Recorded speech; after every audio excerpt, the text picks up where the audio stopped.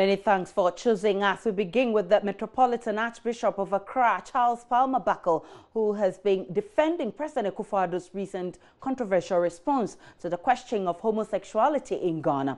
The president had indicated in that interview with Qatar-based Al Jazeera television that legalization of the homosexuality was bound to happen, except there isn't enough activism yet in the country. He came in for a lot of criticism from Ghanaians and the Christian Council, who felt it offered a window of hope for people with that sexual orientation. But Archbishop Palmer Buckle says the president gave the right response. In an interview with Joy News, he argued President Akufo-Addo only emphasized Ghana's cultural reality as it relates to homosexuality. The president gave the correct answer. The president is not God. He cannot say that Ghana will never accept it. What he said is that culturally, it is not an issue that Ghanaians will accept. Culturally, he said. As for the legal aspect of it, and that is where I believe Atta Mills was emphatic about the culture. And I think President Akufo-Addo was equally emphatic about the culture. As to the Constitution, you see, in our Constitution, as the lady asked, it is still considered a crime. If I don't know my law very well, but it is still considered a crime. Now, what we as in the Catholic Church, we believe is that the homosexual is a child of God, just like, sorry to say, the murderer is a child of God, and the heterosexual is a child of God, and somebody who does not believe in the same thing I believe in, even who does not believe in God, is a child of God, and therefore his or her rights will have to be defended. So what I thought my president was trying to make clear is that for the Ghanaians and our culture, it is something that is unthinkable. We need to help our Ghanaians come to realize that a person who is homosexual is a child of God. And therefore, as Jesus would say, let him who is without sin cast the first stone at the person. Condemn the person. So we condemn the sin, but we don't condemn the person. You see, when Jesus rescued the woman caught in adultery, he asked her, woman, has no one condemned you? She said no. Jesus said, neither do I condemn you. However, go and sin no more. So it means Jesus considered what the woman was doing as sinful. But Jesus saw in the woman a child of God that must be rescued, must be saved from people who are ready to lynch her. The Archbishop also stated corruption is rife and urged the prosecution of persons engaged in the act. Unfortunately, there's a lot of corruption in the system, really, and I think that is something we all have to tackle. You know, corruption in Ghana is not only political, it is Ghanaian. We have almost come to the point of accepting corruption as a culture. It is not a culture. It is wrong. We must try to eschew corruption, and we must learn transparency and accountability. Away from the Archbishop, Joy News Agenda in June this year reported how the deplorable nature of roads at Satellite Kuntunse community in the Gant West District is taking a heavy toll on development there, with drivers being the worst affected. The irony there was how drivers painfully plied the only access road in the town to renew their vehicles' roadworthy certificates, only to break down at the vehicle inspection center there. Joy News' Ernest Minu returns to the community 6 months on and reports though the road has been constructed, it has quickly deteriorated and is now replete with potholes, with some parts washed away by the rains. I am back here at Satellite, a community here at Now, some 6 months ago, Joy News highlighted the deplorable nature of roads. Residents told the deplorable nature of the road is the single thing militating against development in the area. We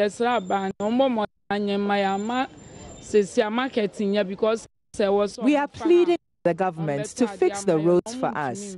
It's affecting business here. For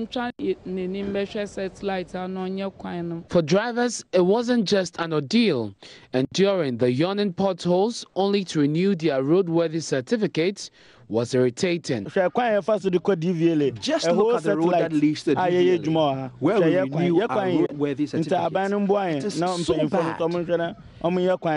The MC for the area, Clemens Wilkinson, told Joy News that construction of the road will begin at the time in 2 months. That satellite route is a major route that leads to the DVLA there, as you have said. The contractor is on it working as we speak. And we were there last week. The contractor assured us that maybe by 2 months' time, I think they can do something about it. So the people around that area should calm down, and very soon they see a more trouble road. Well, it's been only a few weeks after completion of the roads, and already the road is replete with potholes. Very bad. When they started construction, it looked good. But in the end, we see the road is bad. It's been only 2 weeks after completion, and it has developed potholes already. We'll be glad if they fix it. As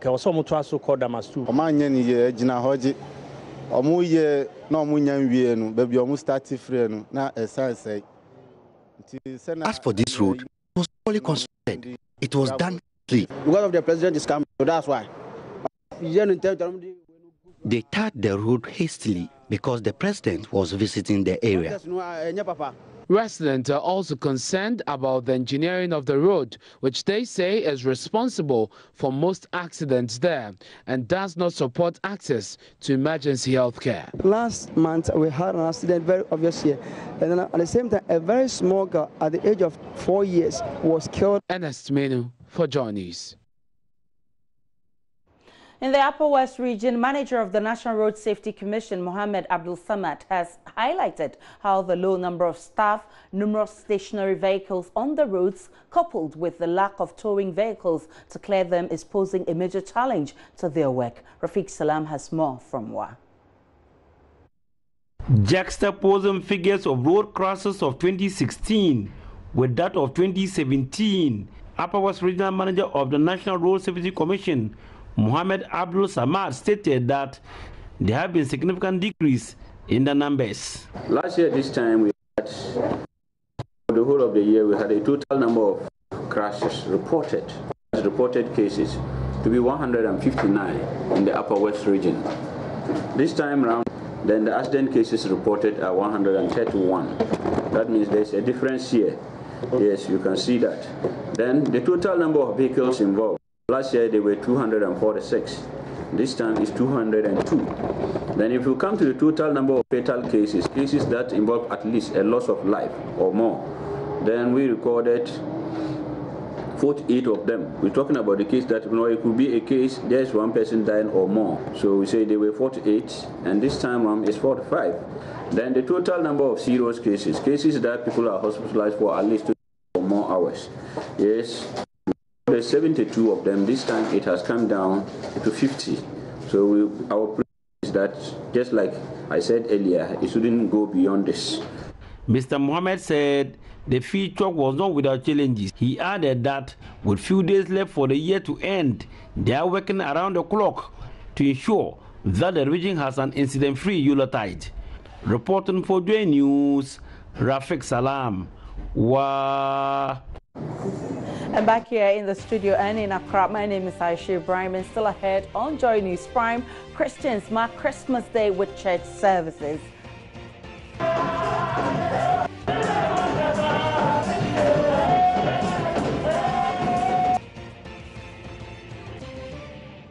And Vice President Dr. Mahamadou Bawumia plays for the Christmas to some orphans and less privileged, promising to be a champion for the country's lepers. Government on its part will provide continued care and support to the extent that we can. I will offer myself today as a patron of the leprosy outside.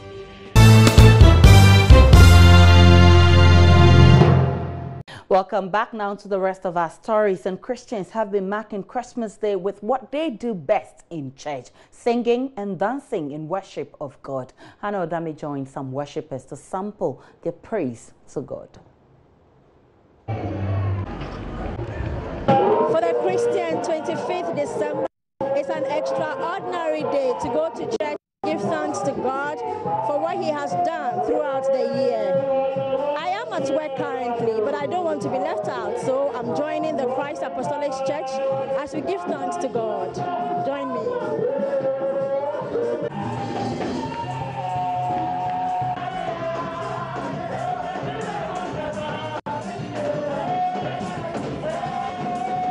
After all the singing and dancing, there was prayer time.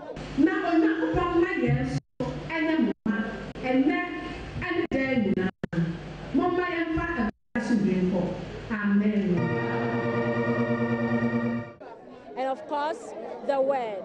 For Reverend Emmanuel Owusu, Christians will have to put Christ back at the center of all these festivities.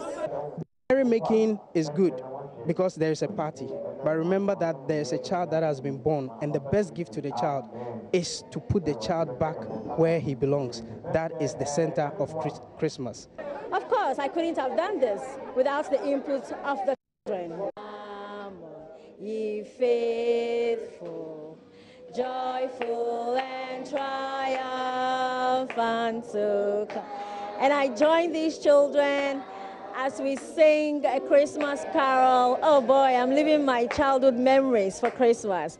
Come and behold Him, born a King of angels. And what are the testimonies of these Christians who are excited, thanking God? Well, I was looking forward to having a promotion and at my workplace, reflecting in my salary as well. And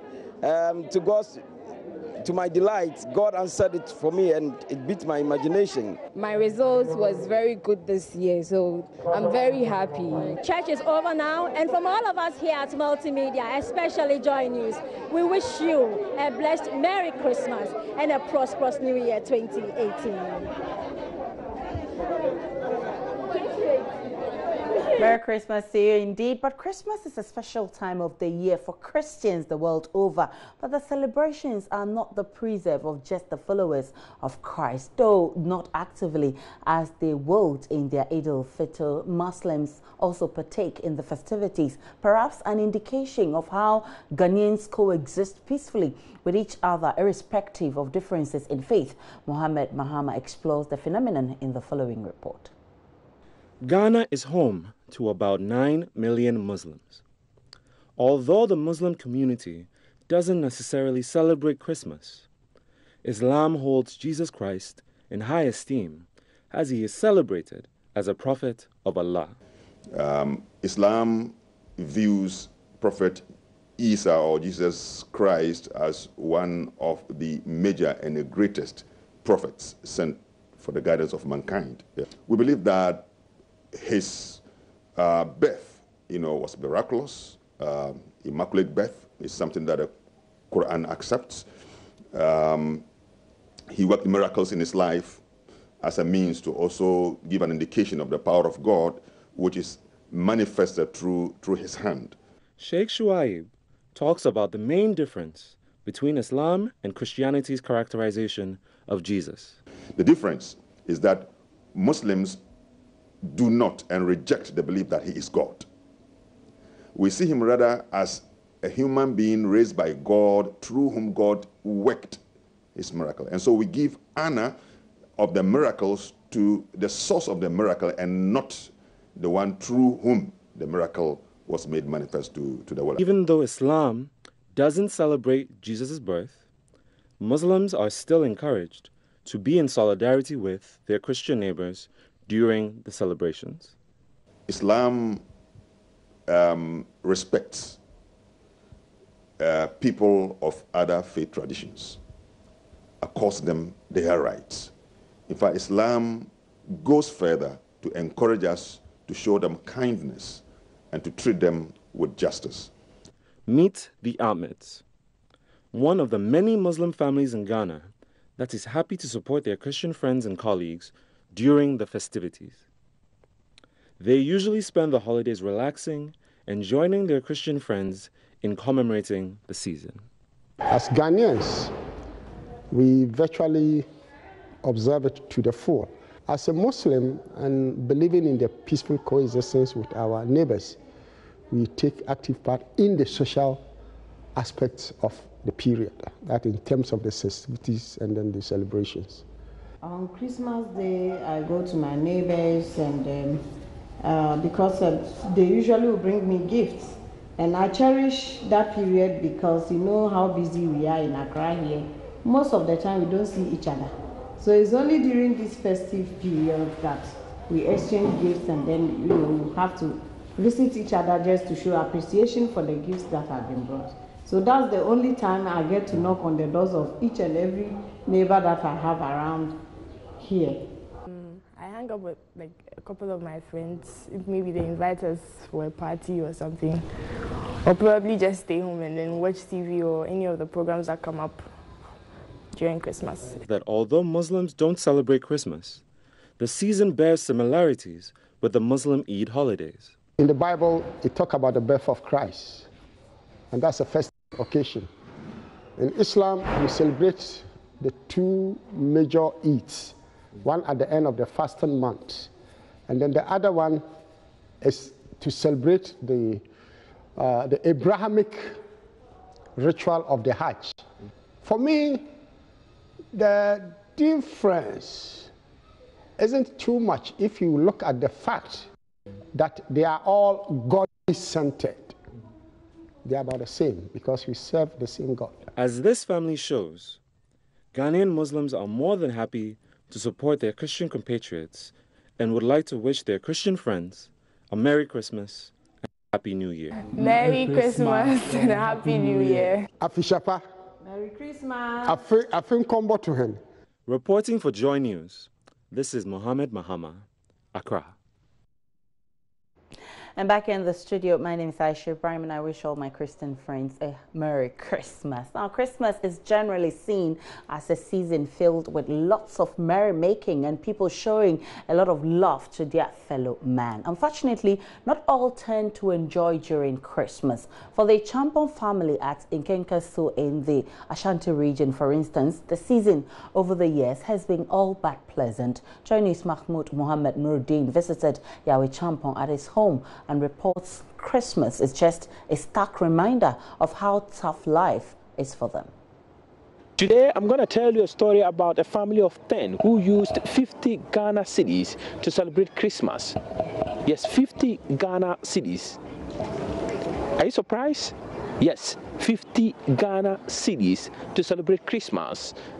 Mr. Champon and his 8 children and the wife needed just 50 Ghana cedis to celebrate last year's Christmas. And what they needed to do was to sell part of their farm produce so that they would be able to use the 50 Ghana cedis for other ingredient.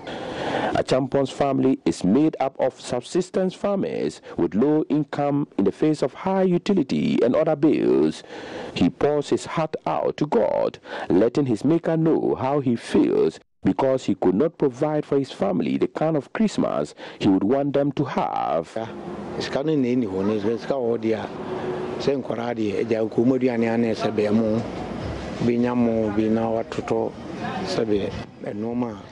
If there is money, my children, like many other children, would have loved to have rice plus other things during this time. But I cannot afford all these things. So we normally rely on fufu. The father of 8 always assembled his children each year to give them an idea what to expect for Christmas. George is one of Achampon's sons. Life is really hard here, you know.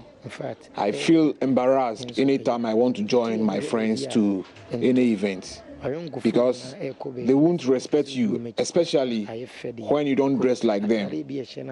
I am always indoors with my siblings during such instances until everything is done. Last year, Mr. Champon managed to raise 50 Ghana cedis to buy a fowl to go with some food items for the children. Last year, I didn't have a fowl, so we bought one and prepared some groundnut soup. I bought that fowl at 30 cedis from the sale of the farm produce. In all, we spent about 50 cedis during last year's festive season. Last year, I can't. No man can think that 500,000. His estimate for this year is 150 Ghana cedis, but he has no clue where the money will come from. That is, if it will come at all. In the midst of all the deprivation, he finds himself no failures because, according to him, the family exists in a material world which will pass. Mr. Champon says worries about not having flamboyant Christmas can best be taken care of by the Creator. Because no can problem na nipa bia na sebe obenya I don't have regrets just because it is part of life. It isn't everybody that will have it easy in life. I keep encouraging my family to always learn to live a good life. Probably their lives will be better than mine. The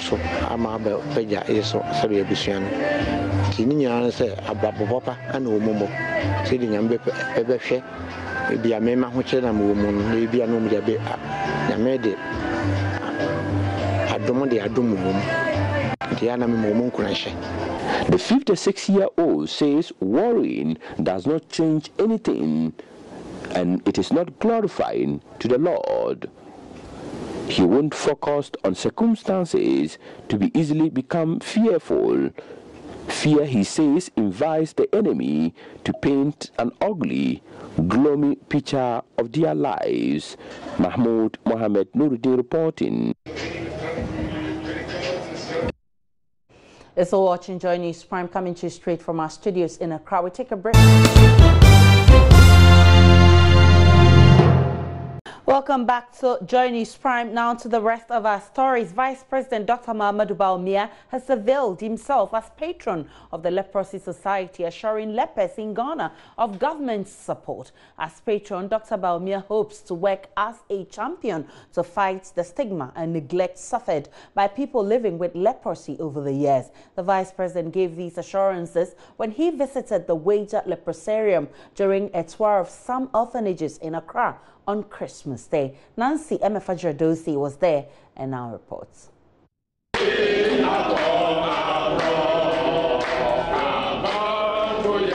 Established in 1950, the Wager Leprosarium has been home to hundreds of people living with leprosy, many of whom have been abandoned by their families.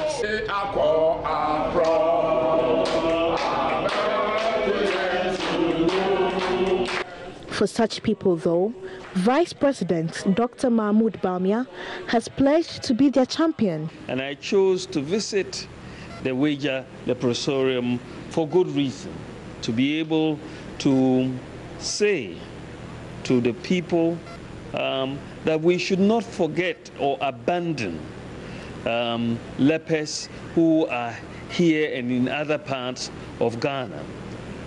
All of them who are here are cured lepers. There is no problem with touching them, Manazo.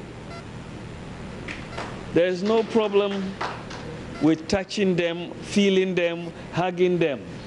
There is no problem with touching them, feeling them, or hugging them. They are cured lepers. There should be no stigma attached to them. And we appeal to the families of lepers who are in here and other parts of Ghana. Don't abandon your family members. Don't only come for them when they are dead. Government on its part will provide continued care and support to the extent that we can. This is a cause that I believe we should all fight together. And Father Campbell, I will offer myself today as a patron of the Leprosy Society.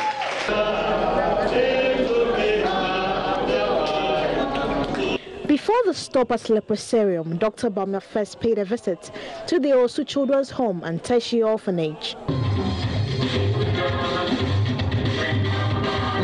For these young ones at the Osu Children's Home, Christmas means getting to spend quality time with the second gentleman of Ghana. The Osu Children's Home has been struggling to clear a debt owed by the Electricity Company of Ghana, but Dr. Mahmoud Bamia presented them with a perfect gift by promising to resolve the challenge. As a nation, we will ultimately be measured by how well we look after the less fortunate in society. And that is what we want to make sure, that when we are measured against that standard, that we can come up to standard. So we are here, as I said, to wish you a Merry Christmas, but we know that your challenges are beyond just today of celebrating Christmas. And we want to make sure that these challenges are addressed. I know, Madam Christina Ado, you have challenges to do with your electricity bill. I've been told very clearly that it is a major challenge as well as staffing. And I don't think it is unique only to you, and we will look at how to deal with this. The Weija Leprosarium, Osu Children's Home and a Tertiary Orphanage each received 100 bags of rice, soft drinks, 10,000 cedis, and a cow to celebrate Christmas.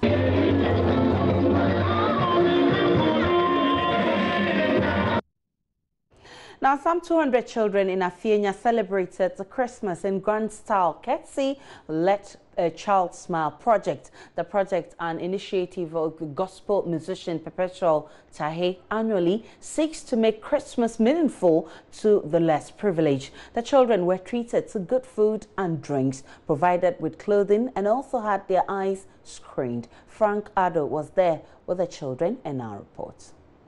The Let a Child Smile project was instituted 4 years ago. It offers the less privileged in society the opportunity to also enjoy Christmas. Mrs. Perpetual Chai is the organizer of the event. On every 25th of December, what we do is that we have a program called Let a Child Smile. Now, this program is to put smiles on the faces of the less privileged children. Now, this year, we've been doing this for almost 4 years now. This year, what we're doing is that we're registering our kids on the NHIS for free, and we are having eye screening as well. It's at Afienya cluster of schools where we are standing as of now. We believe that the children are our future leaders.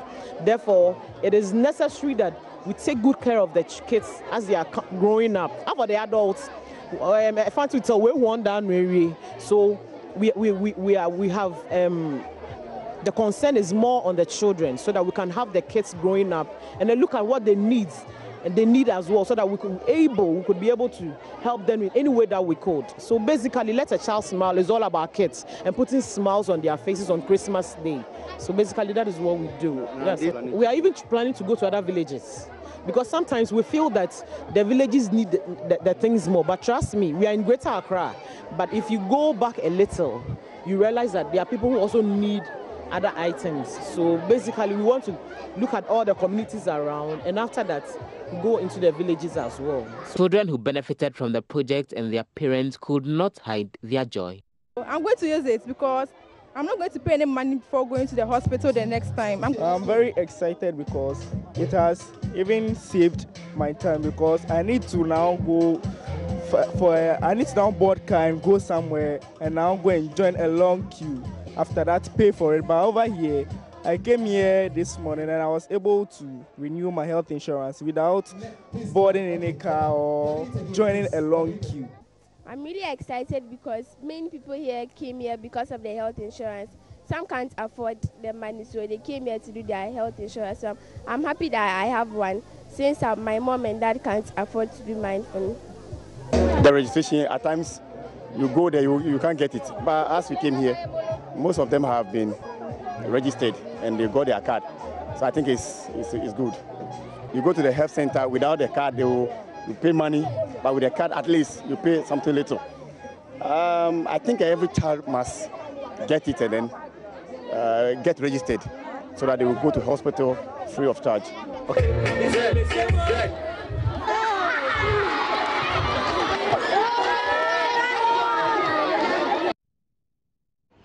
And in Sekendita Krade in the Western region, the Yuletide is all about carnivals in fancy outfits. Our reporter Ina Falia Kwanza visited some fancy clubs ahead of Christmas and reports that members are anticipating the carnival to mark the end of the year. Young Kwesi and Ejata of the Valencia Fancy Club are busy sewing their masks, not minding the scorching sun. Other members of the club are also busy in what they call the engine room, fixing old fancy clothes and making some for new members. Valencia, no size. Christmas celebrations in the Sekendita Krade metropolis are always special. These celebrations are filled with beach parties, musical concerts, and of course, fancy carnivals and masquerades. Uncles, as people from the West call them, these fancy clubs are a big deal. The carnival culture has been woven into the very fabric of the society thanks to popular fancy clubs like Valencia, Tumus, Spain Panya, and Holy City masqueraders. Fancy itself was brought from salt palm, and Uncles is a name of a group. And they are the first group in Sekendita Krade before Holy Cities and those people. Initially, there were only two. That's the Holy and the Uncles. Before the Tumus, the Holy, the French, Punch, whatever they came in, you know. But you can't do that thing without the 25th December and the 26th. It has become part of us, a history, a carnival. Initially, you know, Sekendita, we don't have carnival. The leaders thought that we have to use this occasion for us to also get a unique festival during the Xmas that has become the 25th and the 26th of December. So every year we celebrate that carnival with different costumes every year. It should be different attire. Beginning Christmas Day, the masqueraders take over the city, marching through the streets in colorful fancy clothes and dancing to loud music provided by a band. Volta Region is a place to be. On 25th, there's no place like Volta Region. Masqueraders are many, and you enjoy being in Volta Region. But before the fun-filled carnival, Rocky masqueraders go through orientation where they are made to understand the rules and how to keep safe. They are all required to pay dues and the cost of garments and masks to be worn during the carnival. Making and designing the garment requires a lot of work and skills, not meant for ordinary dressmakers. That's why the fancy clubs have stuck to designers with a track record for decades. Beginning of May 2014 February. That was the day the fancy was formed. And we have been using these tailors for the past 18 years. So when we enter the room there, that's where they sew all the attire, all the dresses. Being part of the group is so exciting for members, and it's no surprise that most of the designers and tailors are now masqueraders themselves. Joy News is in Natalia's report from Takoradi. Let's settle for the rest of our stories. Volta Regional Caucus in Parliament is calling for calm on the part of residents as agitations grow over plans to split the region into two. A commission set up by President Akufo-Addo to shepherd the creation of the new regions is currently studying petitions to that effect. Whilst chiefs in the northern part of the region are pushing for the split, those in the south are against the move. Chairman of the caucus, Emmanuel Bejura, says the paramount interest of the entire region must be prioritized in the final decision. We are doing consultation. We are talking to the chiefs around. We are talking to other stakeholders to see whether splitting the region according to our manifesto, according to NPP manifesto, or just maintaining us as one unit, that's one region. And calling for more development in the region will be the best for us to go, or splitting it and having two micro regions as compared to Ashanti region that is bigger, that has not been splitted, and other region that has not been splitted. We will look at all those things and then we'll make our stand clear. Well, there's been agitation around both for and against, but we've noticed that the against is more than for. And therefore, in the wisdom of the Constitution, the president is supposed to have a committee, and a committee is in place. The committee is working. So I want to appeal to my people, especially the people of the Volta region, to stay calm. This is not something that will destroy us. If we want to divide the region, if we all accept that the region should be divided into two, let us all go for it. If we think that dividing will not amount to anything, will not amount to any development, let us all state with one voice that we don't want divided. And on Joy News Let's Be Fair campaign, we focus our lens on Kokosi in the Nkenkasu district of the Volta region, where the only functional borehole in the community is breeding disunity. The over 1,000 residents jump queues, argue and fight over one borehole because their second borehole has broken down. Residents want government to attend to their water needs immediately. Jojo Kobna reports.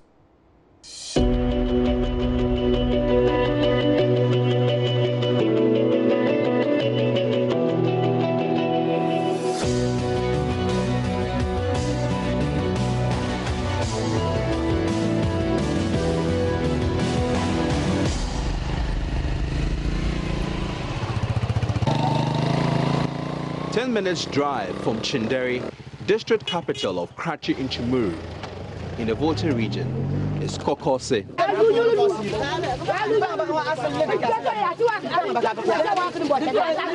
Tempers are rising. The argument here is because over 1,000 residents have access to just one borehole.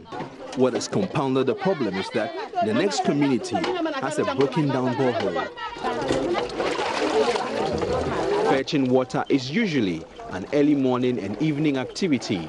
It is almost midday, and yet many people are here anxiously waiting to fetch water. Residents fear the only borehole could break down because of heavy patronage. Sometimes pupils lose class contact hours waiting to fetch water. To get water, residents learn the virtue of patience, but after a while, their patience wanes.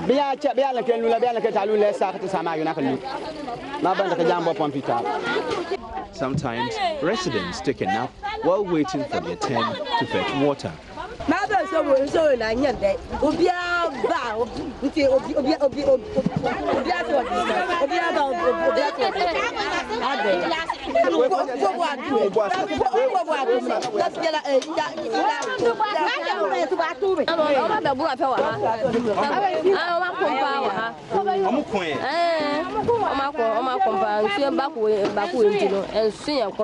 The Krachi in Chimuru district office says about 25% of residents have no access to potable water.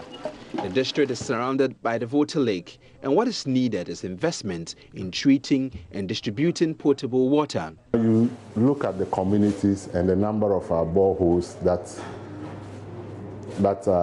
exist in these communities, you realize that it is woefully inadequate. And so we need to provide more. Now you take some communities and you go, the population is over maybe 1,000, and you have maybe one functional borehole. And so you realize that in such a situation, having access to water becomes a problem. And so when it happens that way, it becomes a struggle among those who go to fetch water from these limited boreholes. The district chief executive of Krachi in Chimuru, Augustine Kwesiapia, says although he is passionate about providing water to residents, borehole budget for next year is just 50,000 cedis. One borehole is going to cost us 7,000, the mechanized one. Some even charge 10,000. So if we have earmarked 50,000, so 50,000 divided by 7,749. So we can only do 7 for 2018. Meanwhile, there are a lot of communities. We have a population of about 72,000 in Krachi and Chumuru. The easiest way would have been to draw from the lake to the communities. But that way, too, is very expensive. Just across the Volta River at Dambai are these thirsty children. In Ghana, diarrhea-related diseases account for 25% of mortality in children under 5 years.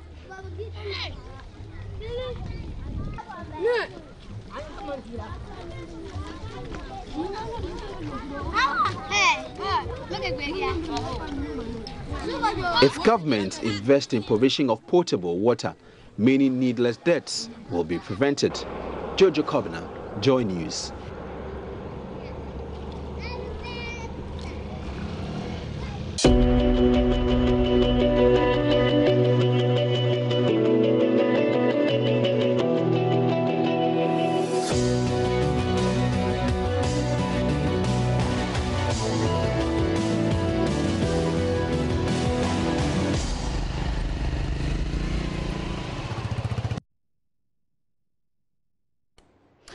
Away from Krachin Chamber, MPs are expressing concern the Ministry of Gender, Children and Social Protection will struggle to protect the vulnerable in society next year following cuts to its 2018 budget. The ministry was allocated 61 million cedis for 2018 compared to the 255 million given it last year, representing a 77% decrease. Ranking member on Parliament's Gender and Social Protection Committee, Ladi Ayamba, says this is not good enough.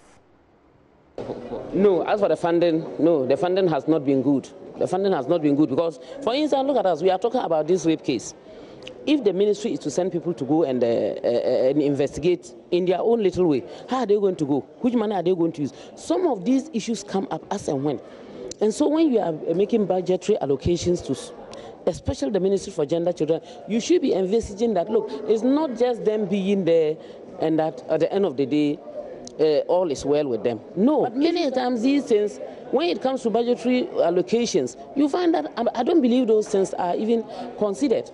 So how will the ministry work? So the allocation was not the best. For me, if we want women to work and work well, I normally tilt it to women, though gender doesn't mean only women, because women are most vulnerable. So allocation should be made.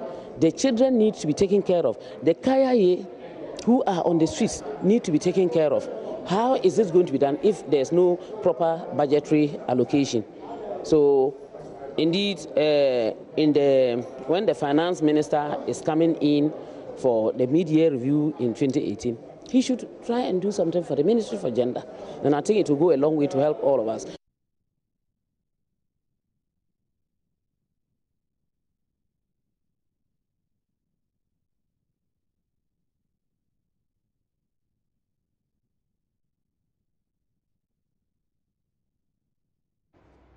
They are largely marginalized in society because of their inability to effectively communicate. But that's just one of the many forms of discrimination faced by the hearing impaired in Ghana. Kwame Aponsa says he has been unsuccessful in securing admission to the university because the institution says they do not have the facilities and resources to accommodate him. But thanks to Dennis, a young man at Zeno, Aponsa will be able to hold on to his dreams. Emefa Eli has more. Dennis is the bridge between his deaf friends and his customers. But why the bother? The deaf people, they know the sign for every word, but the interpretation, they don't know. So he was teaching me the word, and I was interpreting by myself. When I say, I like food, like, L-I-K-E, and I say, I'm like you, there's a difference. But they will sign, I like food as I'm like you. For instance, I like food, I'm like you. But it sounds like what you wish for. But I'm like you is not what you wish for or what you want. So I was just taking the word from them. But when it comes to interpretation, I was just separating. It's like same, S-A-M-E. It can use like as, A-S. It can use to be like something like also. So I was just doing all this. They have a lot to learn. They have a lot to learn. Sometimes I only have one person that is done with, I think a degree or something. That a deaf person. She sometimes can't hear. But when he comes here, even her finishing university, when she comes here, communication barrier, sometimes it happens between themselves. I do understand her, but some of the GHS people doesn't understand her. So I have to teach them, like, when you are signing, when you are talking, or when you want to say something about this or that, don't go in the natural way as you know. You need to understand your culture. Like in their culture, we do whatever we like, but the hearing culture is not the same. So when there's a situation between you and the hearing, this is how you have to go by. Some of the deafs who are likely to join the hearing for a very long time knows those things. But those who have been to themselves for a very long time, they are used to their own culture.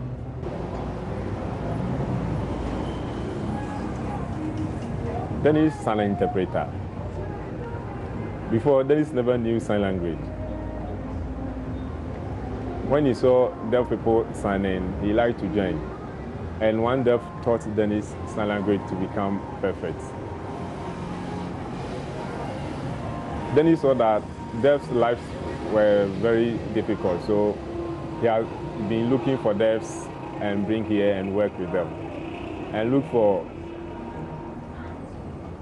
interpreters and other people to support deafs. So Dennis has another deaf people working at SASO. Some people are also missing. So I think Dennis is a good person because he can help deaf people to improve their lives. That's why many deaf people come here asking for work. When they come here, I teach them some things about do this thing the right way. This is what you have to do. If you want to put things here, there's one boy here who wants to go to university.